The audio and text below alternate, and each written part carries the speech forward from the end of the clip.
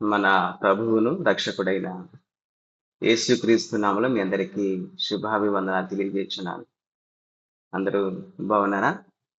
మరో ఉదయకాల సమయంలో దేవునికి వాక్యమును ధ్యానించుటకు దేవుడిచ్చిన గొప్ప కృపను బట్టి దేవునికి స్తోత్రాలు, స్తుతులు చెల్లిస్తూ ఉన్నాను.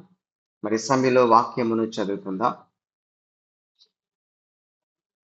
2వ తిమోతి పత్రిక 3వ అధ్యాయము 12వ వచనం చదువుకుందాం.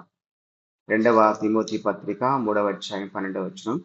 Second Timothy chapter 3 and verse 12. క్రీస్తు యేసునందు సద్భక్తితో బ్రతుకునుద్దేశించు వారందరూ హింస పొందుదురు అని రాయబడింది. క్రీస్తు యేసునందు సద్భక్తితో బ్రతుకునుద్దేశించు వారందరూ హింస పొందుదురు అని రాయబడింది.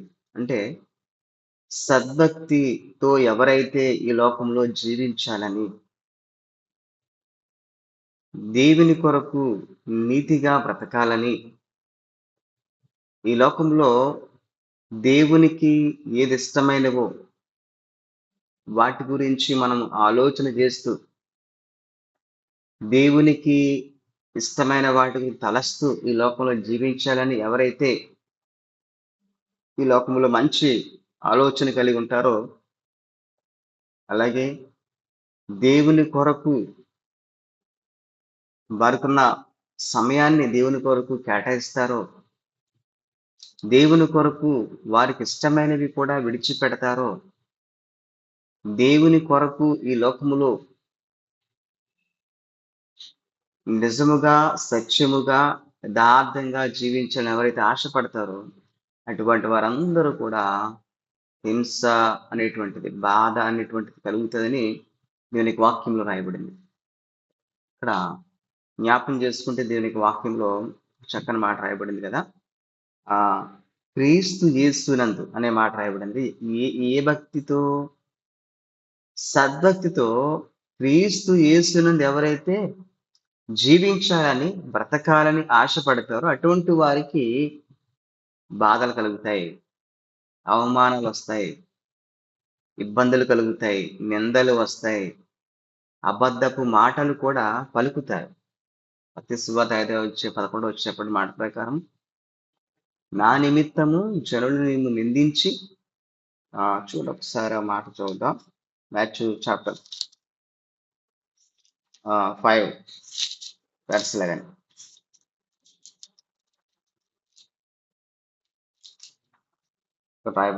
రాయబడింది కదా. నా నిమిత్తము జనులు మిమ్మల్ని నిందించి, హింసించి, మీ మీద అబద్ధముగా చెడ్డ మాటలల్లా పలుకున్నప్పుడు మీరు ధన్యులు, సంతోషించి ఆనందించుడి, పరలోకమందు మీ ఫలము అధికమగును అని రాయబడింది. ఇలాగ ఇప్పుడు ఎలా అయితే అవమానిస్తున్నారో, బాధ పెడుతున్నారో, హింసలు పెడుతున్నారో, నిందలు మోపుతున్నారో, అవన్నీ కూడా ఇలాగున వారు మనకు ముందున్న పూర్వమందున్న ప్రవక్తలను కూడా ఇలాగే హింసించారు అని రాయబడింది.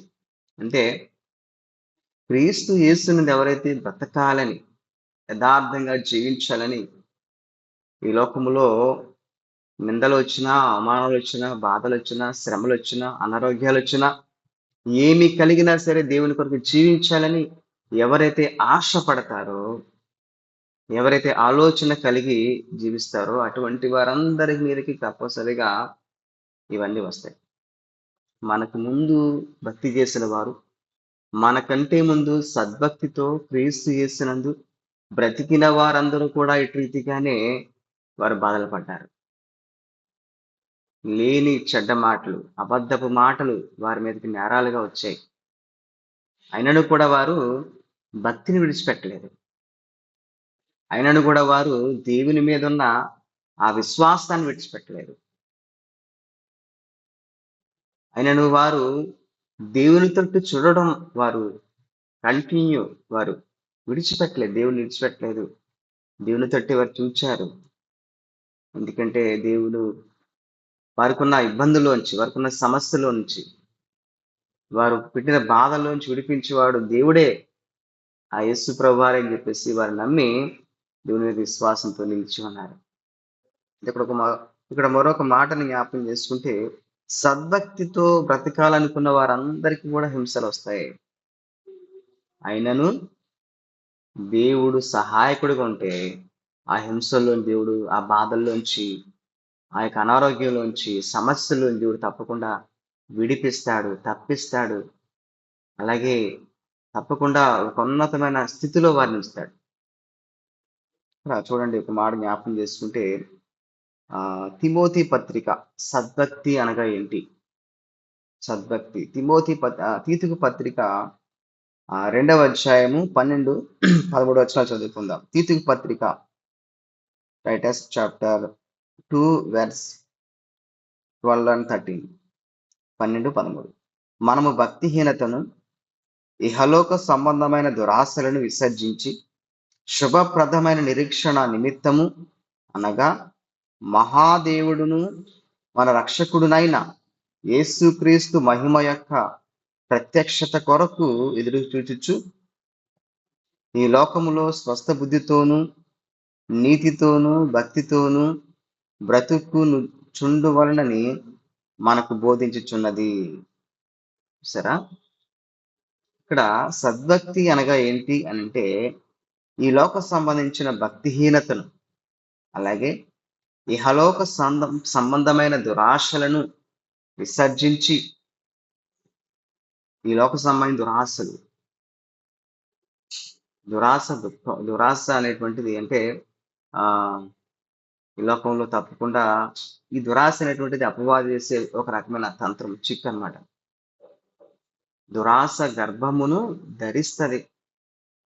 దానివల్ల శ్రమ, బాధలు, హింసలు, అవమానాలు ఇవన్నీ కలుగుతాయి, నిందలు ఇవన్నీ కలుగుతాయి. ఇక్కడ దేవుని వాక్యం రాయబడింది, అటువంటి వాటిని విసర్జించాలంట. ఆ యొక్క ఇహలోక సంబంధమైన ఎటువంటి దురాశ అయినా సరే విసర్జించాలి. శుభప్రదమైన నిరీక్షణ నిమిత్తము మనము ఏం చేయాలంట? అనగా మహాదేవుడును మన రక్షకుడునైన యేసుక్రీస్తు మహిమ యొక్క ప్రత్యక్షత కొరకు ఎదురు చూడాలి. మనం ఈ భక్తిహీనత, ఇహలోక సంబంధమైన దురాశలు విడిచిపెట్టి మనం ఏం చేయాలంట? దేవుని యొక్క రాకడ కొరకు, ఆయన ప్రత్యక్షత కొరకు ఎదురు చూచే వారముగా ఉండాలి. ఈ లోకములో ఎలా జీవించాలంటే మనము స్వస్థ బుద్ధితోను. స్వస్థ బుద్ధి అంటే అర్థం ఏంటి? మనం మాట్లాడే ప్రతి మాట ఎదుటి వారికి వారి నెమ్మది కలిగించాలి, వారిని బాధ పెట్టే విధంగా కాదు. ఏ విధంగా ఈ మాట అంటే వారు బాధపడతారేమో అనే ఆలోచన కూడా కొంతమందికి ఉండదు. ఏదో మాట అనేస్తారు, ఏదో విధంగా వాళ్ళు బాధ పెడుతూ ఉంటారు. దయచేసి సహోదరులారా, ఎవరిని కూడా ఏ మాట ద్వారా బాధించవద్దు. అది మనకి ఆశీర్వాదం కాదు, మనకి మేలు కాదు. అది ఇక్కడ చెప్తున్న మాట ఏంటంటే, స్వస్థ బుద్ధి అనేటువంటిది చాలా గొప్పది. స్వస్థ బుద్ధితో, మంచి మనసుతో మనం ఈ లోకంలో జీవించాలి. నీతి అంటే దేవుని యందు నమ్మిక, ఈ లోక సంబంధించిన దురాశలు ఇవన్నీ విడిచిపెట్టి, భక్తిహీనత, ఇహలోక మాలిన్యాన్ని అంటకుండా మనం కాపాడుకున్నట్టే భక్తి, ఇవన్నీ విడిచిపెట్టి దేవుని కోసం మనం యథార్థంగా జీవించుటే నీతి. అలాగే భక్తితో జీవించాలి లోకం. భక్తి అనగా దేవుడు చూస్తున్నాడు. ఈ లోకంలో ఎటువంటి కల్మషం, ఎటువంటి ఏమి కూడా అంటకుండా చక్కగా నేను జీవితంలో నేను ఆత్మీయంగా నేను బ్రతకాలి, ఆత్మీయంగా బలపడాలి, దేవుని కొరకు ఈ లోక రోషం కలిగి బ్రతకాలి అనే ఒక నిశ్చయత కలిగి ఎవరైతే జీవిస్తారో అటువంటి వారు భక్తితో జీవించగలరు. భక్తితోనూ బ్రతకాలని దేవుడు చెప్తున్నాడు. అంటే సద్భక్తి అనగా ఈ లోకంలో ఉన్న దేవునికి అయిష్టమైనవి అవన్నీ విడిచిపెట్టాలి.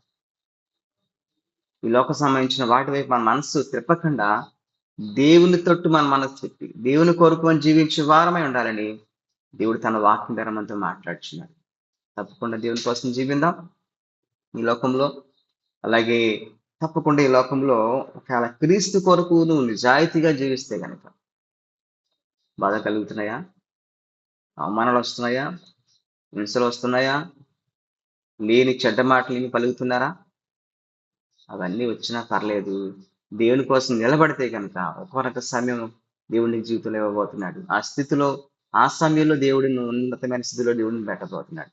అనేక మందికి ఆశీర్వాదకరంగా, దీవెనకరంగా నిన్ను ఉంచబోతున్నాడు. ఒకవేళ ఇంతకు ముందే నువ్వు బాధలు, అవమానాలు, నిందలు భరిస్తే గనక ఇప్పుడు దేవుడు నీకు సమయం ఇవ్వబోతున్నాడు. నువ్వు అనేక మందికి ఆశీర్వాదకరంగా నువ్వు ఏ ప్రాంతంలో, ఎక్కడైతే నువ్వు అవమానించబడ్డావో, ఎక్కడైతే నిందించబడ్డావో అక్కడే దేవుడు నీకు ఘనత ఇస్తాడు. దేవుని యొక్క వాక్యంలో రాయబడింది. అదే ప్రాంతంలో దేవుడు నేను ఘనతగా అన్నాడు. యేసుప్రభు వారు చూడండి, కట్టబడిన గాడిద పిల్ల మీద ఆయన ఊరేగినట్టుగా ఒక బంధకాల్లో ఉంచబడిన గాడిద పిల్లని దేవుడు విడిపించి ఆ గాడిద పిల్ల మీద యేసయ్య ఎక్కినప్పుడు ఆ గాడిద ఆ వీధుల్లో తిరుగుతున్నప్పుడు ఎంత ఘనత కలిగింది. కాబట్టి ఎక్కడైతే నిందించబడ్డామో, ఎక్కడైతే అవమానించబడ్డామో అక్కడ ఆశీర్వాదం, ఘనత, మహిమ మనకిచ్చేవాడు ఆయన. గొప్ప ధన్యత ఇచ్చేవాడు ఆయనే. ఈ లోకంలో మనకు కావలసిన అక్కరలు, అవసరాలు కూడా తీర్చేవాడు దేవుడే. దేని గురించి నిరుత్సాహపడదు, దేని గురించి చింతించవద్దు. సద్భక్తితో బ్రతకాలి ఈ లోకంలో. యథార్థమైన జీవితం ఈ లోకంలో జీవించాలి. తప్పకుండా మనం ఈ లోకంలో అలా బతికినప్పుడు బాధలు వచ్చినాయి ఏమి కూడా కృంగిపోవద్దు. దేవుడే మనకు ఆశ్రయము, దేవుడే మనకు ఆధారము. నీ భక్తి నీకు ధైర్యం పుట్టించదా?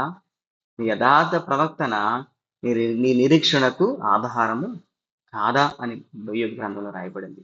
తప్పకుండా మన భక్తి మనకు ధైర్యము, యథార్థ ప్రవర్తనే నిరీక్షణకు ఆధారము. ఆయన రాజ్యంలో ఉంటాం. తప్పకుండా ఆ రాజ్యంలో నాకు చోటు ఉంది. ఆ నిరీక్షణ మనకు కావాలంటే యథార్థమైన ప్రవర్తన కలిగి లోపల జీవించే వారి ఉండాలి. అట్టి కృప దేవుడు ప్రతి ఒక్కరికి కూడా దయచేయాలని, మరి దేవుని కోసం అనేక మంది యవనస్తులు, అనేక మంది ఆ పెద్దవారు, అనేక మంది దేవుని కోసం రోషం కలిగి బ్రతకాలని మరి దేవుడు కోరుచున్నాడు. దేవుడి వాక్యమును మన హృదయంలో భద్రపరచును గాక. ఆమేన్. సమయంలో చిన్న ప్రార్థన. Let us pray. మహాగణుడా, మహోన్నతుడా, సర్వశక్తి గల తండ్రి, సర్వాధికారి మీకు స్తోత్రం ప్రభా. తండ్రి ఇదిగో ఆయన మరొక ఉదయకాల సమయంలో, మరొక సమయంలో ప్రభా నీ వాక్యమును ధ్యానించుకోవడానికి నీవు ఇచ్చిన గొప్ప కృపను బట్టి మీకే స్తోత్రములు. నా క్రీస్తు యేసునందు సద్భక్తితో ఎవరైతే బ్రతుకుతారో అటువంటి వారందరికీ ఈ లోకంలో హింసలు వస్తాయి, అవమానాలు వస్తాయి, బాధలు వస్తాయి అని చెప్పిన తండ్రి మీకే స్తోత్రములు. అయినను నీవు మాకు తోడే ఉంటే ప్రభా, సింహాల భూమిలో వేస్తానన్నా, అగ్నిగుండంలో వేస్తానన్నా సరే నాయనగో తండ్రి, ఎంత బాధలు పెట్టినా సరే అవన్నీ తండ్రి సంతోషకరంగానే మాకు ఉంటాయి తండ్రి. అటు రీతిగా హృదయాలు ఇన్నితోటి త్రిప్పుకొని ప్రభు ఈ లోకంలో ముందు కొనసాగటకు నాయనగో తండ్రి, ఇటువంటి బాధలు వచ్చినా ప్రభు తట్టుకున్నట్టుకు ప్రభు, సహించుకుంటకు ప్రభు, నీ యొక్క నాయనగో తండ్రి, నాయన నీ కృప దయచేయమని, నాయన నీ సహనము, నీ ఓర్పును మాకు దయచేయమని నాయన ప్రార్థన చేస్తాను. నీకు కలిగిన మనస్సు మాకు కావాలి ప్రభా. నువ్వు ఏ విధంగా ఈ లోకంలో జీవించబట్టి ఈ లోకంలో జీవించటకు మీ కృప దయచేయమని, మీరే ఘనత, మహిమ, ప్రభావాలు పొందుకోమని, బలహీనందరినీ బలపరచండి, అనారోగ్యులందరినీ మీరు స్వస్థపరచండి తండ్రి. యేసయ్యా మీకే వందనాలు, స్తోత్రములు. రేపటి రోజు జరుగుతున్న ప్రభా నాయన ఆదివారపు ఆరాధనలు ఎక్కడైతే జరుగుతున్నాయో అవన్నీ కూడా ఘనముగా, మహిమకరంగా మీరు జరిగించమని తండ్రి. రేపు ఆదివారం తండ్రి, మొదటి ఆదివారం కావలసిన అన్ని అక్కర్ల అవసరాలు మీరు తీర్చి మీ కృప దయచేయమని, మీరే మంచి వాతావరణం కూడా దయచేయమని యేసు నామములో అడుగుచున్నాం తండ్రి. ఆమేన్. యేసు రక్తమే చేయండి, ప్రవేశ రక్తమే చేయండి, ప్రవేశ రక్తం సంపూర్ణ విజయం, వాది క్రియల కన్నంత నాశనం కలుగును గాక. Amen. Thank you so much for watching. Be the light. Amen.